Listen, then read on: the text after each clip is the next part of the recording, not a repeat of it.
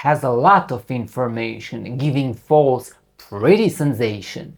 But if you decide to use it, that will bring big deficit. Bonjour mes amis, so what that might be?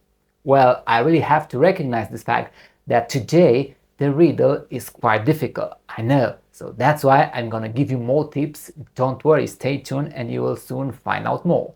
Well, today's episode has been inspired by my recent trip to Europe that I've made it this summer, where I visited different countries and where I've noticed the fact that some of the local businesses are having a huge boost in sales brought by the tourists. So practically 15, 20, 30% of their total sales are done by the tourists, which is fabulous, of course. But not all of these companies have the luck to be very close to these tourist traps like stadiums, museums, landmarks, and so on. And they are still targeting for getting some tourists. Unfortunately, there is still at least 1/3 from the total small businesses that do not have a website, and this is very, very bad. But still, today is not about those companies, it's about the companies that do have a website, but unfortunately they are not using very well the information that they are posting to their website. So now the second part of the riddle goes like this. Our store for healthy food is today not in the mood, and if you decide to find it, surely not, you're gonna make it. Ho ho, our store is not in the mood. That's really funny, right? And to put the candy on top of the cake, I will do one more thing for you that please do not expect to do it quite often. So what is not doing too often? Well, this. And let's introduce the beautiful Greece. In the summertime, when the weather is fine, you will want to go to the beautiful Greece, cause you don't want to miss any of the super magical sunshine. Surely not. Now let's put head to head what we already know about the riddle. So we're talking about the website of the company. We're talking about a lot of information that apparently is very useful, but in reality we can't use it. We're talking about a store, and with the last information we're talking about finding a store that is located in Greece. Well, what that might be. So, are you ready to discover the solution to the riddle? Then let's find out. To do so, we have this web page that contains two different images, and the big question is, what is or what are the differences between these two images? As you can see, apparently there is no difference. The letter spacing between characters might be a small difference, but it doesn't matter. So apparently both of the images are the same, but in reality we have three important differences. The first one, for example, if I want to search for more fresh vegetables, then I would like to select this text and go to Google and find out more. Unfortunately, in the first image I can't do this, while on the second image the text is very selectable. I can copy this, go to Google, paste it, and immediately I'm gonna find out more about what I want. This is the very first difference that really matters. The second difference. Okay, so we have both of the images in Spanish. Now, Google, which is so kind, is gonna translate for us the Spanish into English. So thank you for that, Google.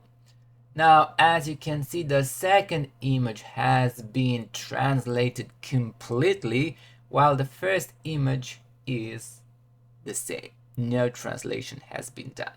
So that's the big difference, the second big difference.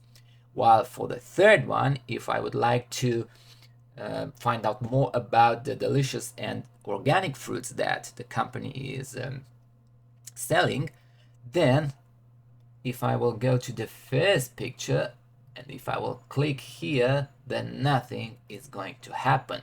While contrary, if I will go to the second picture and I will click here, then I will be able to find out more benefits by eating healthy food. So now you have the solution to our riddle, and you have now the three main important differences. So the solution of the riddle is an image with text that cannot be selectable, translatable, and clickable. Now, you may think that these three main problems can be relatively easy overcome. Well, if it's not clickable, then less information and less promotion for the store. But let's say we can pass over. While if it's not selectable and translatable, then we can manually type on Google or Google Translate and the problem is resolved. Indeed, it will take more seconds compared with the second situation, but in the end, is not such a big issue. Okay, so far so good, you might say, but now let's introduce the wonderful Greece that you don't want to miss. Let's say that you own a store in Greece and you want to promote your store for the tourists that are coming from, let's say, France, Italy, Spain, Romania, Germany, and so on. So let's see what's going on now when such a tourist will open such a web page containing this kind of picture. Whoa, I don't know you, but me, for sure, I don't understand anything from what it says here. And I also put a word here below to stimulate Google Translate to do the trick for us. Thank you one more time, Google. But if we're gonna select the English, then we're only gonna see this word being translated. But regarding the picture, everything is unchanged, because this picture also contained the text. The text is not separated from the picture. So if we own this business and we want to promote our products in front of the tourists, well, this is a very good example of how not to do it. So using such an approach, it is obvious that our store for healthy food is not really in the mood to be discovered at all. So, if this is not what a store would like to have on its website, then why there are so many websites containing these kind of images bundled with the text and not separated from the text? Well, the answer might be a little bit complex, but we can highlight among the main reasons the next ones.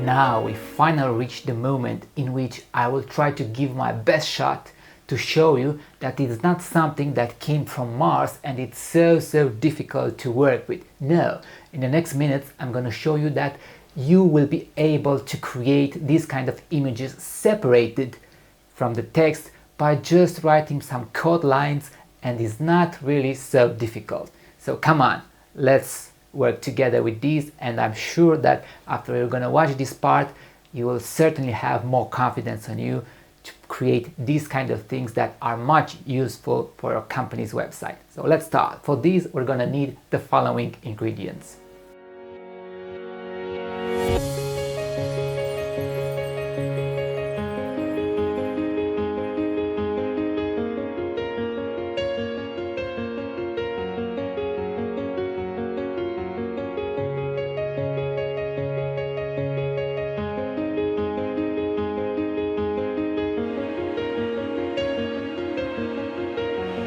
By mixing up these ingredients, we should have as end result this page, where if we're gonna apply the translation offered by Google, then as you can see, we have the picture as being translatable. Now it is very selectable.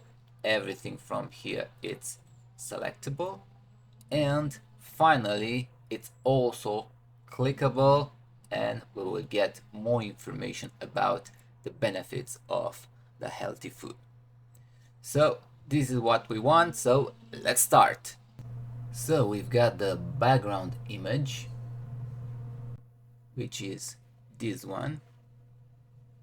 Then we've got the image plus the text we want to create.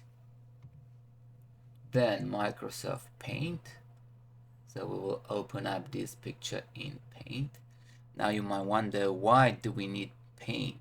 Well, that's easy, because in Paint we will be able to see when we're gonna move the cursor. As you can see here on the bottom where I'm moving the cursor, we will see two different values that are moving continuously together with my mouse. So those values represent two distances from the left and from the top of the image, and these two values are very important because they will represent the coordinates that we will put in our code editor. Okay, then we need a simple text editor, which is this one. We need the knowledge of HTML and CSS, and we got them, and we need you to be here in front of us watching this video and raise your confidence so we can do it. Now, one more thing. We can write everything from zero, or we can use a simple trick in order to make our work more efficient. So we will open up a new tab directly to Google, and now here with a right click we can use this option of view page source, and when we're gonna click on it we will see the codes being displayed here, and we can copy pretty much everything in our text editor, and then we will get rid of what we don't need. Now, some simple aspects of HTML. The doc type is a declaration and not an HTML tag. With this declaration, the browser will be informed about the document type. And the doc type is not case sensitive, so if you will see it in the majority of the cases with capital letters, don't worry, that now is with small letters, is not case sensitive.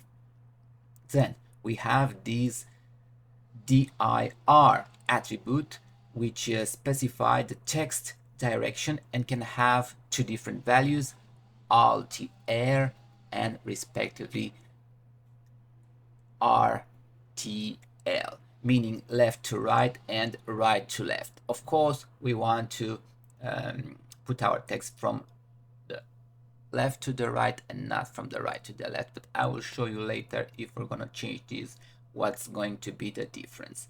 Then we have the language, which is obviously English in this case. In the header section of the web page, you can define different elements like the meta tags, the title, and so on. We will get in a minute to the title. Now, about the meta.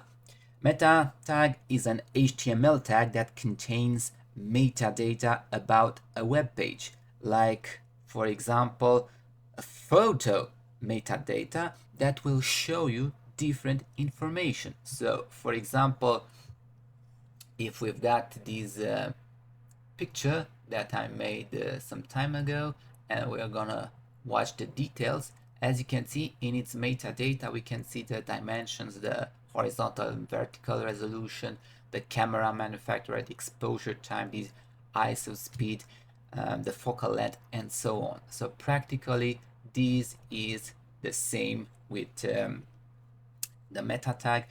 We can put a lot of information about our web page. In this case, the web page contains the charset attribute, which is set to UTF-8. The charset attribute defines what character encoded should the browser use when it has to display the content on the respective web page. So we're definitely going to keep it, and everything from here to here I'm going to erase. We don't need it. And also from here to here. Okay, so we've got this structure, and this is what we really want. A part of the meta with the charset attribute, we should include something else which is very, very important, and this is for the case in which our website is going to be visualized from mobile devices, meaning from smartphones, from tablets, and so on. We have to create a responsible website for the mobiles, so that's why let's put the attribute name, which is going to be equal with the viewport. So what is the viewport? The viewport is the user's visible area of a web page, and HTML5 introduced a method to let the web designers take control over the viewport through the mega tag. So our value for the name is going to be the viewport, then the content attribute is going to have as values width being equal with device width, with the initial scale being equal with 1.0. That's great. This line will inform the browser about how to handle the page dimensions and scaling. Practically, when the page will be loaded for the first time on a mobile device, the width of the page will be equal with the actual width of the device, while the value of 1.0 will be set as the initial zoom level. Okay, you can insert even some other elements here in order to take care and promote better the company's image. So a good idea would be also to introduce here an icon. What is the stuff with the icon? Well, if I'm gonna save these and refresh it into our browser, we won't see for the moment anything, because so far in the body of the page we didn't include anything. So when we are analyzing the tabs that I already have opened here, we'll see that Google Translate has this icon here, where our other tabs have a general globe image. So this is where we can change the things by introducing our icon. To do so, we can use the link element with the attribute rel being equal with the icon. And then now we will have to create the connection with the icon, and let's analyze again our page, and our icon is going to be this logo.png. So if I'm gonna double click it, and let's say this is the icon that we want to use, so it's logo.png. Okay, and we should specify also a size. So the attribute size is, let's say, is 32 times 32. Great. Now if we're gonna save it, and if we're gonna refresh our work tab, as you can see, now we have like in the Google Translate case, we have now an icon here, and we can differentiate from an ordinary web page. Now we have this beautiful apple here as an icon. Great. So, because the total length of the video is approximately 1 hour and nobody is willing to watch continuously for such a long period, I will end up now the first part, and I am inviting you tomorrow to see the second part where I will show you the CSS, the positioning, the colors, and so on, while 2 days from now I will invite you at the third part where we will see the final result that you are waiting for. So, mes amis, I hope that you have enjoyed this video, and what can I say? Thank you so much for watching and see you the next day. À bientôt, mes amis.